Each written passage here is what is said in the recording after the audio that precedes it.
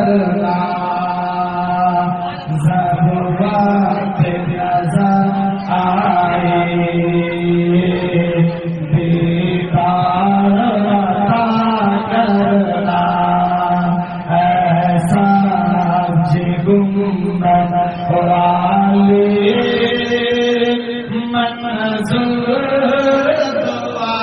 करना जब वक्त नजर आए आका दीदार अता करना जब वक्त नजर आए दीदार अता करना मैं कबर अंधेरी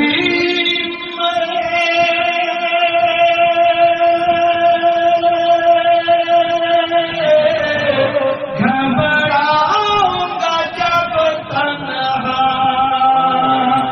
इमदाद मेरी कर दे आ जाना रसूलुल्लाह बार-बार मैं রওজা শরীফে পড়ে যেতাম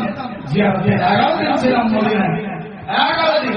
ঠিক বিশ্বনবীর রওজা পাকের পাশে মাত্র 200 মিটার দূরে 200 মিটার দূরত্ব হবে এখান থেকে হয়তো ইটা বেরানা या फिर 10 হাজার হয়তো দূর হতে পারে 200 মিটার দূরে হাজারে থাকতাম 10 তলার উপরে এনি টাইম নেমে রওজা পাকে যেতাম এনি টাইম এই সমস্ত দোয়া করতাম এবং সবার জন্য দোয়া করতাম আল্লাহ আমার চাহনে वाला जानने वाला मानने वाला पहचानने वाला हर मुसलमान के अल्लाह हमको के एक बार नसीब कराए दाओ सभी बोली आमीन अल्लाहुम्मा आमीन प्यारा खुश नसीब से আমি নিজের গৌরব গায়ঘটি করছি না কিন্তু সবাই তৈরি হন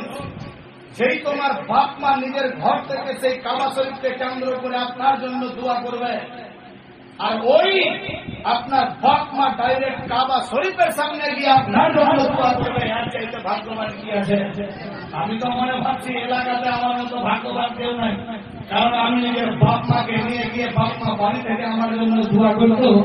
আর ওই বাপ মা গিয়ে কাবা শরীফ ছুঁয়ে আমার জন্য দোয়া করেছে আর চাইতে ভাগ্যবান কি আছে আল্লাহ আমাদের প্রত্যেককে সেই রকম ভাগ্য আল্লাহ নসিব করুক সবাই বলি আমিন আল্লাহুম্মা আমিন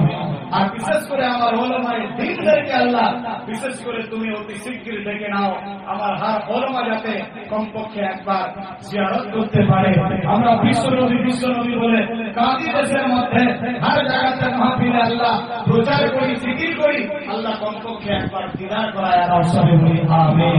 একবার হাদিয়া করায় আর সবাই বলি আমিন আল্লাহুম্মা আমিন मैं कबर अंधेरी